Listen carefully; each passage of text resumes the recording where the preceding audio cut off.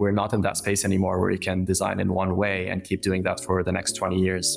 That's not the world that we live in right now. So what it means is, people or younger designers need to just open up their minds into different ways of doing things and being accepting of the fact that even if they're not the early adopters that are gonna start to really change things or like test them out, they would need to be ones that are really open to doing things in slightly different ways.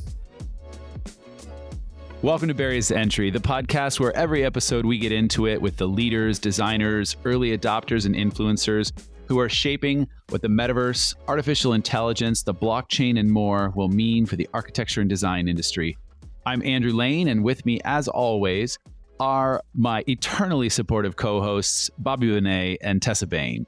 Wow, that was one take. Nicely done, Andrew. That was a one-take wonder intro. We definitely didn't record that 4 times. Exciting day on the pod, as this is it's almost a crossover episode, sort of. A little bit. We tried. We've got a guest on from an interior design giants firm, Yehia Madkour, who is a principal and director of innovation at Perkins Will. And you may know this, Perkins Will's Inhabit podcast, fellow member of the Surround Podcast Network. Plug alert. We're getting them in early and often today. And Tess, we're going to be talking about not only innovation today, but also transportation and where those two universes shall collide, if you will. Transportation, a personal favorite of mine. We definitely get into all of the highs and lows of transportation and where Yehia found a lot of his inspiration. He is a fellow Canadian, which I think we brought up maybe one too many times. Yeah, definitely early and often. And it was really interesting to hear from his perspective, his approach, and just design intention and using a lot of these new technologies that Andrew listed off the top. Yeah, absolutely. I think it's so exciting when you get in with some of these firms that have roles created for people like Yehia who embrace this tech and really explore how that intersects with the passions that brought them to the architecture and design industry in the first place. So I think we should just jump right in with Yehia and stop teasing our guests with all these little cliffhangers and get right in. Yeah, let's go. We are joined today on the pod by Yehia Madkour, Principal and Director of Innovation at Perkins Will. Based out of Vancouver, and today is a really big day for the Canadians on Barriers to Entry, Yehia views himself as an agent of change, looking to advance the world through design and innovation. His notable projects include the Ottawa Confederation Line in Ottawa, Canada, and the Riyadh prototype stations in Riyadh, Saudi Arabia. If you're a Surround Podcast Network superfan, you've also heard Yehia's voice, albeit briefly, on Inhabit, a podcast from Perkins Will that is a proud partner of the Surround Podcast Network, just like Barriers to Entry. Yehia, we're excited to have you today. I am very excited to be in this show. Welcome to the pod. Good plug in the intro there, Tess. I thought you'd be impressed by that, Bobby. That's usually your territory. I'm not going to lie. I probably ran through it in the mirror 5 times before we started just to make sure I lived up to you.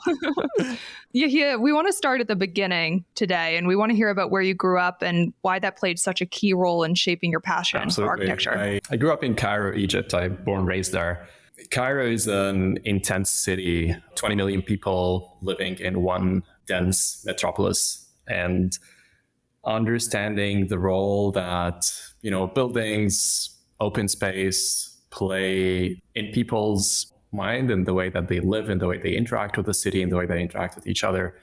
Also growing through many layers of history got you to appreciate and understand what it means to actually see buildings that have been there for thousands of years and see how people can, interact with it. I think the whole idea of that interface between people and the built environment really manifests itself in really dense cities. And I think Cairo was like the optimum place to live in to actually see that type of interaction day to day and shape your experience through interacting with cities and streets and people around that.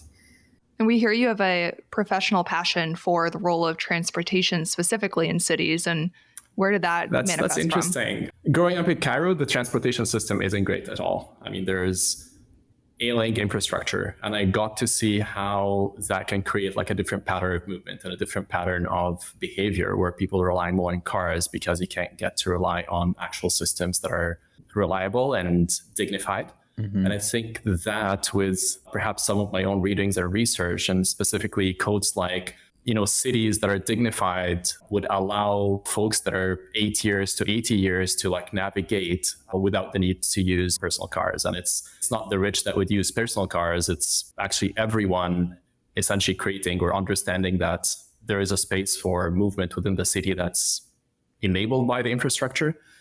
Got me to understand that public transportation is the infrastructure and the bone that allows people to move through the cities and allows goods to move the cities. And it's this space where you create civic pride by being able to see that infrastructure actually really working and people can rely on it.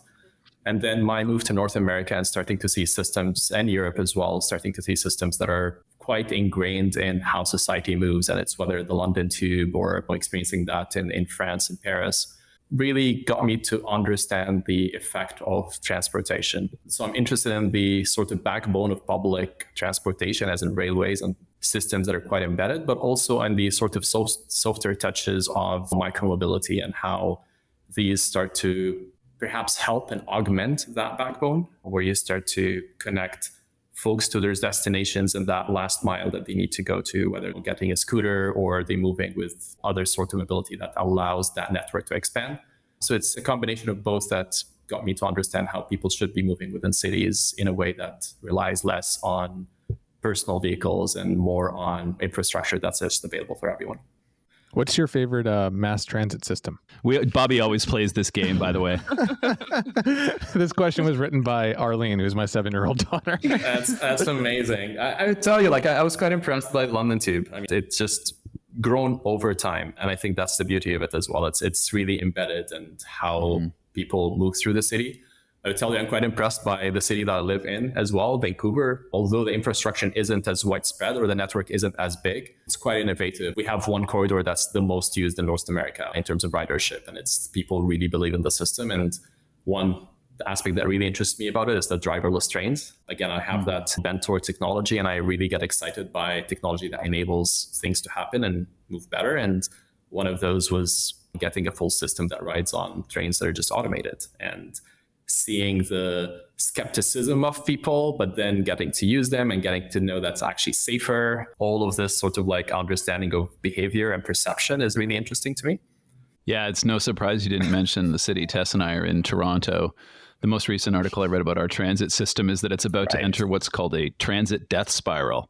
That's where we're at, but agreed on those places. And Vancouver is an amazing place to get around. So you got into it a little bit with this idea of driverless infrastructure, but what is it that first brought you down the path of exploring innovation in the context of your study of architecture and design? That's an amazing question. I would tell you it all started, let's say 20 years ago, my undergrad. I was super frustrated by the notion of dissolving or disconnecting technology from the act of design, where at that time we were asked to just do everything by sketching or getting to design and present in a very manual way. However, technology had already advanced at that time where you're building 3D environments and you're actually rendering and all of that. And it feels like there was a disconnect between the pedagogy of architecture and how it's taught versus perhaps where the technology is at that time. I got to understand later that perhaps that was a good thing because I got to learn how to sketch and I got to learn how to use my hands, and that has been a great thing to learn. However, it started from there. And then when I went on to do my master's, I had that, I would say, luxury of choosing my research space. And I did my master's in research. It was a full program around the topic. And at that time, I was looking at where things are moving with regards to technology. I've always been interested in technology. But specifically as it relates to architecture, it was computational design that got me into it. At that time, I was working with a professor of mine, Dina Krennick, who had just graduated from SciArc. And she got us all into all sorts of things that relate to parametric design. And I'm talking 2005. This is probably 18, 20 years ago, where the discourse was around creating complex geometry and blobs and how to do tessellations and more on the fun side of all the easy stuff. All easy stuff to understand. The fun and cool stuff of computation. And my thesis then was, can we actually make computation a way to explore the design process itself, understanding where functions and performance are, and how do you apply that on scales? And it got me to a place where maybe there's something more. Maybe there's more into technology there that can actually be quite useful to your everyday design process. So this is where I got really connected into it. And I spent a few years really just researching that space. Things led to one another where this computation got me into a place of understanding AR and VR. And there's a few years spent into that. And then the whole prototyping and digital fabrication, understanding CNCs and 3D printing, and later on robotics, and going into all sorts of things that relate to like how technology is enabling a design process itself. So it's really stemmed from that as just pure interest in technology, but then all of the interface that happens with architecture and where the opportunities lie. And the whole trajectory towards innovation has stemmed from that. It's the bent towards technology. Would you say that your explorations started from a place of utility or a place of purpose, or were they more driven out of curiosity? Like, were you actually trying to solve a problem as you explored some of the technologies that you mentioned? Or did you just sort of think, hey, these are kind of interesting, and you started dipping your toes in the pool? Yeah, I was curious, definitely curious, 100%. It's like full on jump. Yeah. Okay. I could not say that it came from utility, that I had a challenge that I needed to solve. It was the other way around, where I was like super curious, started to dive in, and from there start to emerge, opportunities and connections. And then I think as I did that, as well as started to be a designer, growing into some roles, leading design projects, the utility started to connect, where you're starting to understand, okay, we're doing this and we're solving these things. And I can speak about one of my earliest projects in that sense, where you start to understand where computation can come in and where all these different uses and techniques can actually help you in your design process that perhaps is led in a more expected way, and technology can actually help spin it around and make better utility. So yeah, all curiosity. At some point, that curiosity morphs into an opportunity to take on a leading role in driving innovation at Perkins and Will. How does that job write itself? I mean, was it a matter of you speaking that into existence? Was there a posting on the Perkins and Will internal job board and you said, here's my resume, I'd like to be the chief innovator? Kind of walk us through how that, kind of opportunity came about for you. Oh, I love speaking about this. No, there was no job posting. There was no title. I made this my own in a way. Again, like these ideas of like leading my own projects in a slightly different way, understanding where technology jumps in, leading computation in a firm that at the time I joined 2010, there wasn't really that wider understanding of what computational design is. And I felt that I was doing this for my research in the last 4 or 5 years. However, when I got to practice, that space was not yet established. And a lot of it's related to my own initiative of starting a smaller group of computational designers. We were 2-3 people. Fast forward 2-3 years, it became like 60 or 70 that are really trying to bring difference in how we think about design process. That led to quite a bit of presentations and pursuits with projects, landing some big accounts on the promise that this computational aspect is going to change how we think about design process and understanding what kind of value it would bring.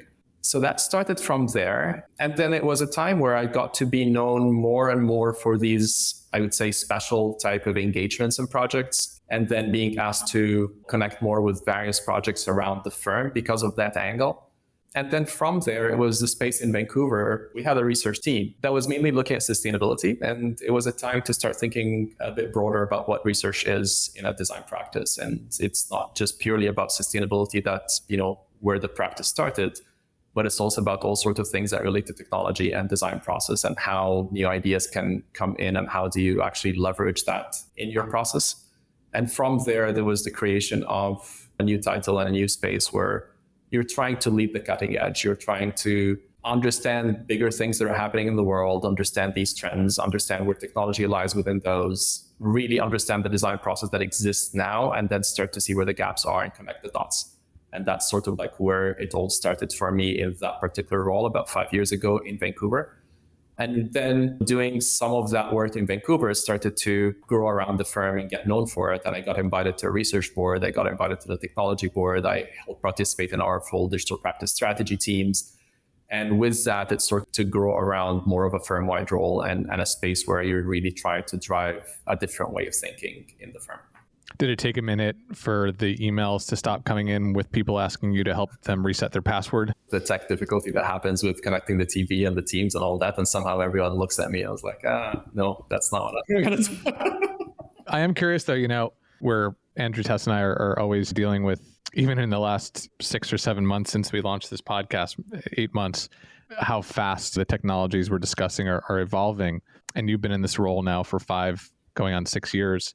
What do you do to keep up? And not only keep up, but I'm sure you're looked at now as the instant expert as, tools like artificial intelligence start to come into the mainstream conversation. So what do you do in order to stay afloat at all times and make sure that you can speak to a client internally as the resident subject matter expert when tides are turning so fast? I would say that I cannot do this by myself. I also rely on quite a team of folks that are equally curious and sometimes even more.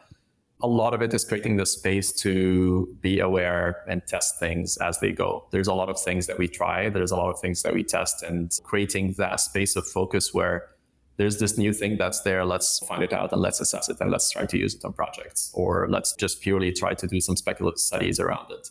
Being aware of where technology is developing and when the trends are. And there are various ways of doing so, whether it's some platforms that provide that or it's pure curiosity over the internet on just being up and understanding where things are.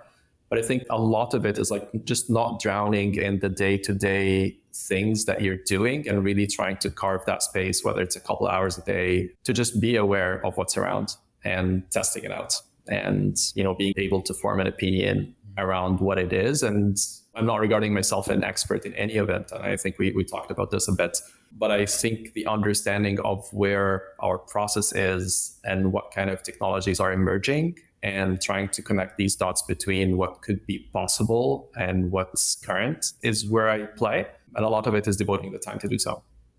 So we hosted a LinkedIn chat about 6 months ago, and the feeling amongst designers, I would say it wasn't exactly optimistic in relation to adopting new technologies, especially as it had to do with workloads. I mean, you just mentioned spending a couple of hours a day researching new technologies and familiarizing yourself with new technologies. And that's daunting to think about. I think there's only 8 hours in a workday. That's what I've been told, right? That's a lie. And a couple of hours, we've just run out of 25% of that day. And so I'm curious, what the general attitude is, either at the Perkins and Will level or when you're dealing with clients, on how to introduce and integrate what we'll call emerging technologies to a team that's already busy and already dealing with new platforms and already dealing with new standards that they need to design for. Because I'm sure sometimes you might be the least popular guy in the room coming in with this new idea or this new concept that you're looking for a team to adopt. Oh, 100%. And when I mentioned the 2 hours, that's the 2 hours that I spend, sure, yeah. And I'm in a very special role. So I would tell you, it could be a very overwhelming space for designers where you're constantly working through deadlines, doing things and it's already hard to learn things the way it is versus being in that space where you're continuously thinking and critiquing and rethinking your process. So I would say we rely on perhaps the innovation sort of digital practice team to look at all of these opportunities to test things out. And when we feel that they are in a place where they can actually bring utility, to your question, Andrew, this is where it gets to become more adopted at a wider space and perhaps try to change a certain process. And it takes time and it takes patience. It's not going to change every single project in a matter of a few weeks or a day. It will be something that gets to be explored within a matter of a few months. Or with that, you're also going through the risks of understanding that whatever you try today, 6 months later, could be obsolete. So it is a continuously changing field, and it's not easy at all. But I would say for designers in the firm, we're lucky because there's a lot of curious designers, and there's this whole curve that you would understand where early adopters are, and we have quite a bit of those, and people who would need to see the early adopters to start believing in the systems. And there's always the 10% that would say, it's not for me, it's not for this project, I'm not going to do it now. And they tend to only get on that track after it's been done a few times and it's already shown the value. So I think we work with this within the organization. It's an organization with 3,000 people now. So it's sort of like a mini world in its own. And, you get all sort of space around adoption. But yeah, designers can be overwhelmed with the different amount of tools that they have to learn. And we're trying to be a bit agnostic around it. Whatever that suits the job in a way, I think is the right approach, rather than being very fixed on a certain way to do things. It sounds like you're culturally fairly well equipped from an innovation standpoint at the firm. I've always found one of the trickier things is when you do hit something that might be a process improvement or a real opportunity that you think you want to see more broad adoption across and really try and promote into the teams. Have you developed a rhythm in how to do that, or even how to identify those kinds of things that you think might really have some teeth with the teams, and how to get people pulling in the same direction and starting to really use and test out these new concepts? Yeah, there are multiple ways at it, and you can think about it coming from two ways. One, there is the space where designers sort of working on projects day to day, they're entrenched and they know where the client pressures are, they know what the project needs are, and this is where they could show possibilities or frustrations.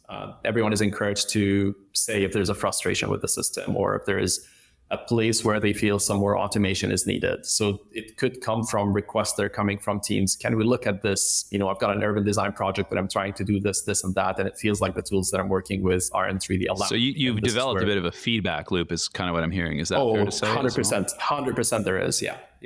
So there's this sort of like bottom up approach where like we're really trying to harness things that happen in projects and understand where the pressures might be. And then there's the digital practice team that's really very well embedded in projects that would try to bring those up, and then it becomes more of a solution or a script that gets written that then can be shared across. There's also the other way around where we have more of a SWAT team on the digital innovation space, our IO group, and they essentially are looking to create new opportunities. They would create a space of, let's test one idea out and we can spend a couple months developing a system for it. If it works, it's great. If it doesn't work, we're going to throw it out and we're going to work on something else. And it's this cycle of really trying to work in really quick bullets that allow us to innovate in certain spaces. Some of them would rise. And when they rise, they then get to be developed within the digital practice team that has more grounds within the projects. And then, you get every designer to be working on it in a matter of like 6 months or a year. But it gets prototyped first in IO and then wider adoption within digital practice and the designers pool. So there is a system. There's definitely a system that works within the full organization, because we're 26 studios now. And there are things that overarch the 26 studios in terms of how we think about technology and design process. And that's the mechanism for our digital practices. Are you finding that your clients are starting to come to you more recently and like requesting this level of innovation or requesting solutions to these problems? Or do you find that Perkins & Will sort of leads with the innovation and then brings it to the client? Like, what's that experience like? In most of the times, it's Perkins & Will leading the innovation and bringing it to the client base.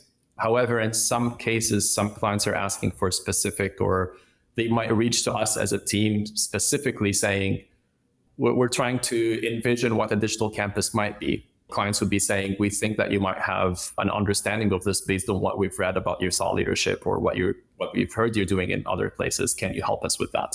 So it happens both ways. I would say in most of the cases, we're the ones that are sort of leading and educating and trying to open up opportunities with technology and with innovation and bringing our clients on board.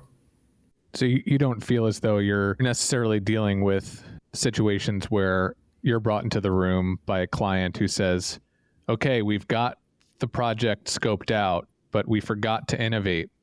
So Yehia, where's the innovation line in this project where, there isn't like the need to fill out that that Mad Lib at the end of the project?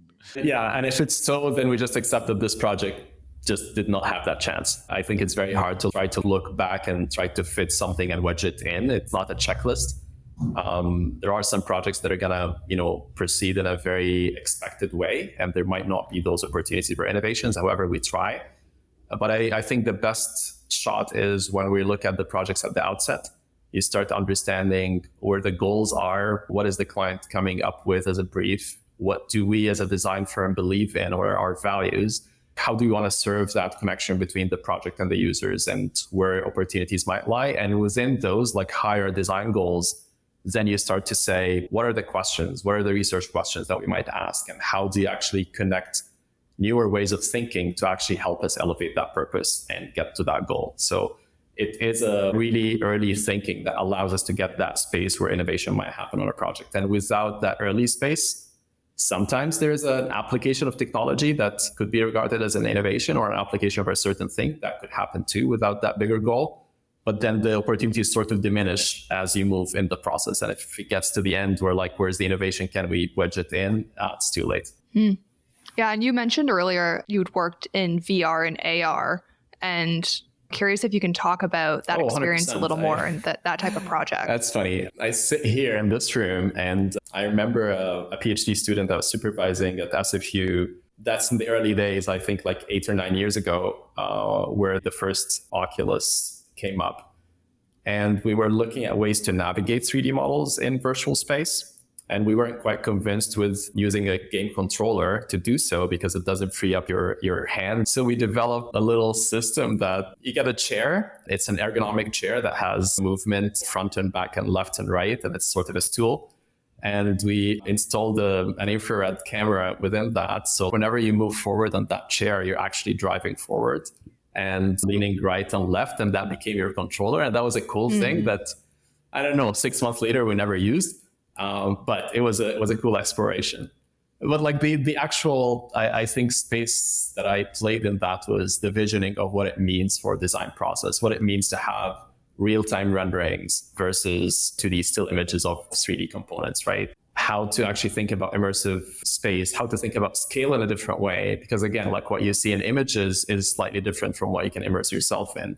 So it was all about motivation and testing technology, working with designers and seeing where those opportunities lie in immersive tech. And, assessing what type of tools are there, whether we're looking at Unreal Engine 4 or Unity, or are we just working with Enscape and what does it mean for design process? Do we need to pull 3D models out of the system to sort of like do an immersive experience? Or do we actually work within a plugin that can sit on top of Revit or Rhino that can allow us to do so?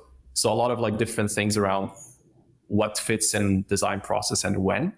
That was my involvement in that space. And I stayed quite close to that space for a few years until it sort of became, I would say, more mainstream. And it's just being used. And I'm just happy, popping up in our basement and seeing like folks putting in the VR goggles. And I don't even know what's the latest VR goggle that we have right now. It's sort of moved on from that space since it's like already being used. So you're talking a lot about using VR, 3D spatial tech as kind of part of the overall process to get to your outputs.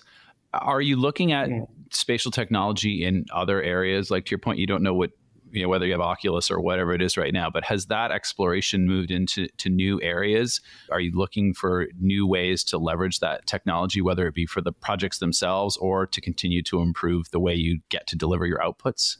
I believe the future is in AR, XR, augmenting what's already there in physical space. And I think this is where our shift in focus in digital innovation side is happening right now. It's the ideas of augmenting physical space with digital layers and understanding as designers in that future where you have AR goggles and lenses and technology more widespread in consumers' hands.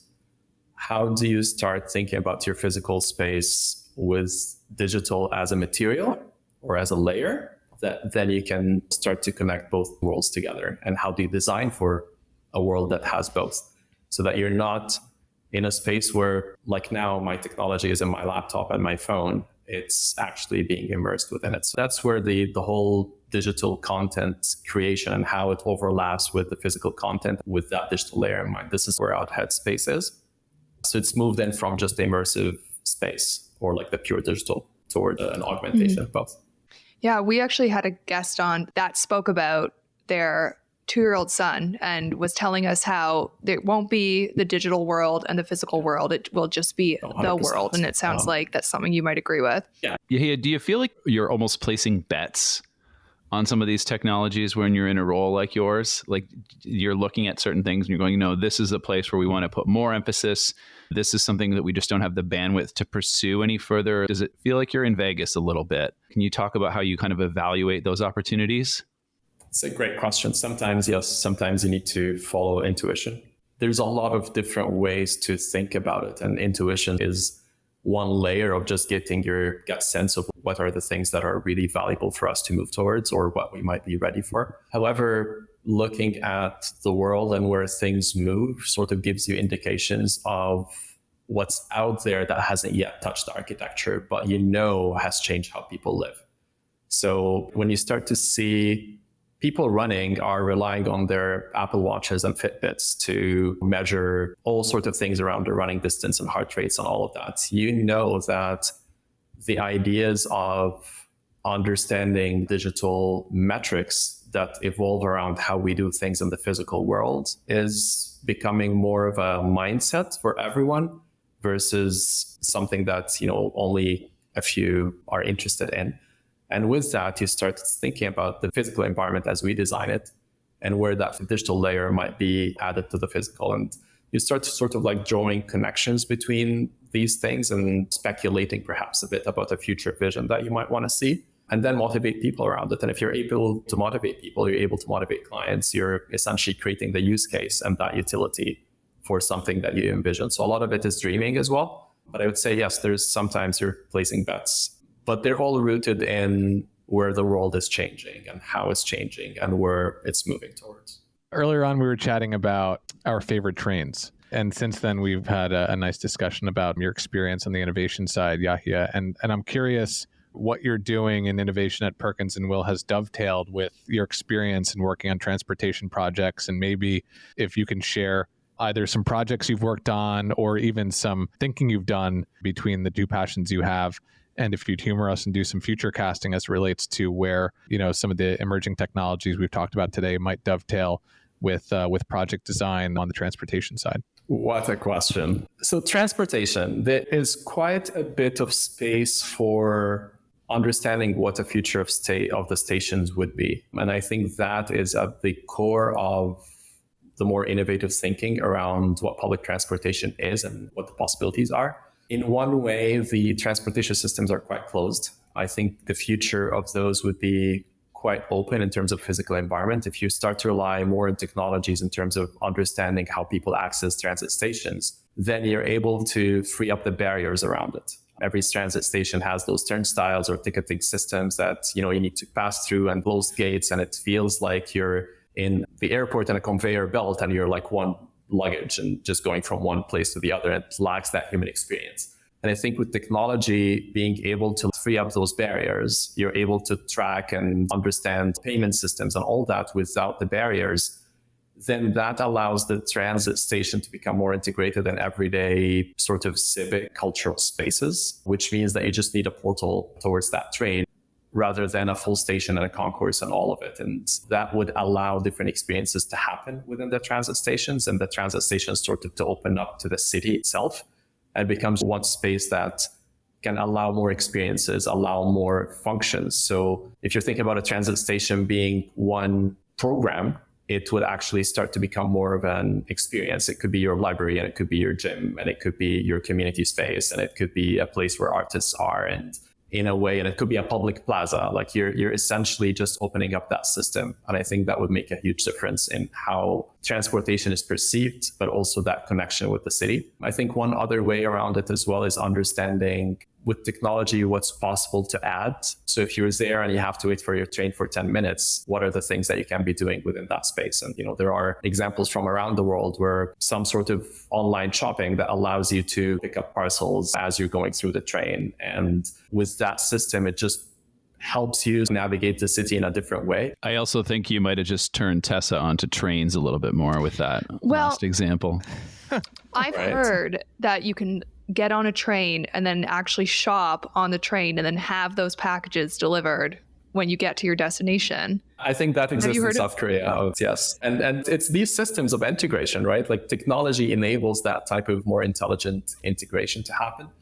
And with that, you're not just wasting time on space, just waiting. You can actually be in a place where you can have packages delivered. You can pick up something. And with that integration of functions, you're enabling a fusion of time and use to be together. One of the things that I think are quite promising as well is the understanding of the whole movement of people after they've arrived at their destination. I mean, they arrive at a station. However, there's probably another few miles that they want to travel towards their final destination. How does that happen? And what's the role of autonomous vehicles in that space? How do you create that connection where it's actually one journey and you don't think about one step at a time? You just step up, think about where you are now and where you want to be. And all of these systems are integrated. So your public transportation system speaks to your Uber, or speaks to your autonomous vehicle, or it speaks to the rideshare, or speaks to the scooter system. And you don't have to go through from one app to the other to the other. It's more about one personal journey that can be enabled through it. And it can be optimized for you depending on what sort of like optimizations that you want. Are you concerned more about price? Are you concerned more about time? Are you okay to share with others? Do you want to have a personal thing? Are you active? Do you want to get a ride or like on a bike? All sorts of things that can be automated and personalized for people specifically. Technology can enable this to be one experience and it's seamless. So that's another way of understanding where innovation might happen within the transportation systems and how people experience it. You talked a lot about a lot of systems talking to each other, a lot of APIs. And I think, especially recently, a lot of artificial intelligences that are coming into these systems to help them kind of make sense in a really seamless and frictionless way. Can you speak about how AI is impacting other areas of your study, or how it's brought more to the forefront in terms of the way that you're applying innovation with your clients and with your work? In one way, we're looking at how do you develop systems to either accelerate things that are already happening or predict them. So one of the things that we do in our design process quite a lot is performance analysis. Every single building has its own energy performance, and views and all of that. These usually take a lot of power to analyze, and especially when you're looking at systems that already have a number of options that you need to go through. With AI and machine learning, there is a process that we're looking at right now where you're essentially predicting that performance. The system, certain inputs of building designs and certain outputs of performance, then you're actually able to see that new design and predict what it would perform without having to simulate. So we know it's hard to look into the future, but as someone leading innovation at a giant's firm, it's sort of your job. So we're just wondering if you're able to give us your hot takes as we look forward to the next 5 years. I think my hot take, is going to be an expected one. It's AI, but also I would say AR.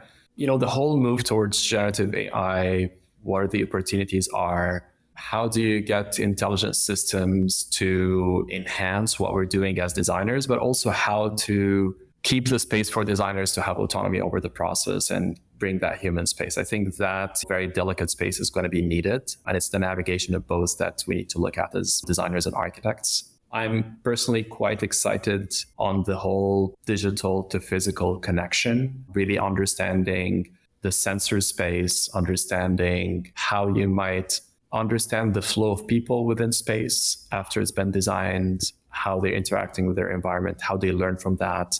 How do you create systems that might change their behavior towards a more positive one within the environment? How do you overlay digital content on things that are already created? These are all areas that I think are going to flourish in future. If you think about the whole interaction with gaming and the understanding of how you might reskin your avatar, your personal existence in this environment, I think in future you're going to be looking at buildings with that as well. Digital being a layer. What are you reskinning with, and what kind of experiences are you getting as digital content on top of your physical? How do you design physical space with that in mind as well, that it will be changing and it will be up to the users to sort of create their own specific experience. I think these are all things that are high in mind when we're starting to think about what future of design might bring in the next few years. It's overwhelming. So I'm wondering, when you look at an emerging designer, let's say, a younger designer in the profession, what advice would you share with them? I know we kind of joked about this earlier on, but who might feel as though they're strapped for time right now. They don't have the bandwidth to be on that early adopter section of that curve of adoption.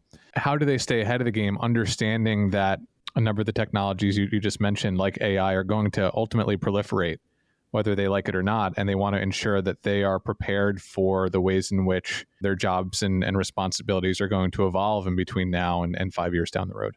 I would say 3 things. Stay curious, accept and embrace change, and take initiative. I think these are the things that personally has allowed me to be in that space, and I feel has served me quite a bit to be nimble. You did mention how technology pace is shifting so fast. And what that means for us is that we need to be nimble and accepting that change and really embracing it, so that you're continuously being open to change your process, and you know that your process are going to change on you. We're not in that space anymore where you can design in one way and keep doing that for the next 20 years. That's not the world that we live in right now. So what it means is, people or younger designers need to just open up their minds into different ways of doing things and being accepting of the fact that even if they're not the early adopters that are going to start to really change things or like test them out, they would need to be ones that are really open to doing things in slightly different ways. And that would happen every few months or every year. So I think, being in that space would be great to have as a mindset, accepting change and moving ahead with it and embracing it. Because as he said, whether we like it or not, these things are going to proliferate and AI is going to be part of the process. And it's a matter of folks who embrace it that I think are going to start to move forward ahead than others who don't. So it's a way for us to find the right value and being able to embrace that and finding where the connections of value are. I mean, there are great things that can be done and there are others that might not be as great. So can you focus on the positive and try to move it ahead? I'd like to go back further to you as a kid in Cairo. What would you tell yourself about the future from what you know now that you think would be the right impactful message, similar to what you just shared with Bobby's aspiring designer? Wow. I would say embrace tech. That's my view. And I feel that it's a place that's quite important to understand. But I would say embrace tech not for the sake of embracing it. It's for humanity. So try to really find the value that you stand behind, the principles, things that you want to change on the world outside of tech. What are the bigger questions that bring value to humanity, bring value to yourself, whether you have a space where you want to change things around climate change or social justice or other bigger questions in the world. And then start to see how tech can help, because tech can help, but it's an understanding of tech needs to operate in a space where it's serving a higher value and it's not for its own. So that is, I think for my earlier years, I think I was more focused on the curiosity and the tech itself rather than the higher purpose. And it's only the last 10 years that I started to connect the two. I think if you start by the bigger purpose and really try to embrace tech within that, you might actually achieve that purpose a bit faster rather than, just being curious and playing in a space where you can spin wheels quite a lot. Very cool. I love that. On behalf of Yehia, I'd like to suggest everybody subscribe to the Inhabit podcast from Perkins Will. It happens to be a member of the Surround Podcast Network, of which this fine podcast, Barriers to Entry, is also a member. Well plugged. Well plugged. Thank you. Thank you very much. Well, that's why they call me the plug guy. So we always love to wrap our episode and take the moment to ask you what piece of advice you would give or resources you would share with our listeners. I know you gave some excellent advice earlier. Is there a particular resource that you rely on or any type of resource you'd share with our audience? I think one of the things that I felt has helped me a lot in terms of connecting to folks that could enable innovation is understanding the effect of social networks. In one way, I'm one who don't like small talk. I've been quite awkward in networking in the physical world in a way, but I think I'm flourishing in the digital space. So when you mentioned LinkedIn earlier, I was thinking, yes, absolutely. I've connected to so many great people that have so many great things to offer just based on that. So I take it as a platform to share passion, bring a human aspect to the things that I work on. And at the same time, that creates a space where people connect to me for who I am personally, but also what I can bring professionally. And it's a place where you can nourish and connect and find opportunities, and people reach out to you because they have this thing that, they would like you on, or there's this speaking event that you might be invited to, or there's this new technology that you might not be aware of that someone is trying to bring towards you. So, embracing that sort of connection is actually a great thing. And I think in this particular time in the world, it's important to create that digital space and actually connect around it. LinkedIn has brought great things to me, and I think it's definitely a space where professionally people can grow. Amazing. Yehia, thanks so much for all the insight and the great conversation today, for bearing with our insistence on plugging things and our need to talk about trains. We really appreciated the conversation, and we're really excited to see what's going to come next from you and from the team at Perkins Will. Thanks, Yehia. What a lovely conversation. Yeah, that was definitely inspiring. I think it's so great when you have the opportunity to speak with people in roles like Yehia is in, where he's focused on innovation and looking at how they build out process to really amplify what they're doing into the organization and create tools and create mechanisms that they can really find those things that work and cascade them quickly. Like, that's such a great way to set up work and to think about work in a way that allows you to take advantage of everything that innovation and technology has to offer. I think that it was just so impressive to hear the process and the way they think about it at Perkins Will. And they move quickly too, because a lot of the recent conversations that we have with people are in the different technologies that we're all sort of learning about today. And AR and VR being one of them, although it's not a new technology. I love the way that he's thinking about these different types of practices. And he brought up on the pod that this is something that they explored, I think 5 years ago, if not more, and how quickly they sort of move through these different innovations. So he is the go-to guy when we want to know what's next and what's in the future for mass market. And sometimes even the go-to guy if you can't get your web conferencing software set up in the shared conference room, we learned. The director of innovation, even he's not immune from the IT request. I also wondered if his mom calls him and says, like, help me turn on my computer. What's the Netflix Honestly, password? Not to try and compare myself to Yehia, but I was a digital guy, came into a new company in like 2010. And people were walking to my office asking me questions where I was like, guys, you've heard of Google, right? Like, this is legit just an internet search. You just can't like lean on the tech guy to know anything to do with the internet. It's a burden that many have bared. And I would imagine that his mom is definitely speed dialing him with these kinds of things, Tess, if I'm reading the tea leaves here. Mm-hmm. Well, this is episode 15 for us. Not that anyone's counting. I mentioned that penultimate episode pre-Neocons. We're right up against Neocon, but I mentioned that because we are going to continue to broaden our horizons on barriers to entry, talk more and more about all of the emerging technologies that we're encountering in the architecture and design industry. So we're excited about that. And we have a big summer coming up, a lot of exciting guests. So stay tuned for the summer of BTE. I think that's what we're calling it. That's on the shirt in the merch shop. Go to surroundpodcasts.com to get your t-shirts. But it's time for us to say goodbye. And you know where we always like to say goodbye, where we like to start to say goodbye. It's by thanking our production team. Sam Sager, Wize Grazette, Hannah Viti, Rob Schulte, our chief researcher, Kasey Campbell, our head of networks, Rachel Senator. Barriers to entry is part of the Surround Podcast Network.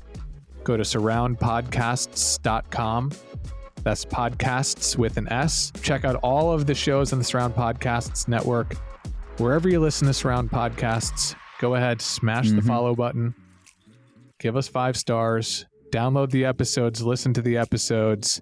Enjoy us in the car, enjoy us at the home, and join us next time as we continue to break down the barriers to entry. Summer of BTE, I can't wait.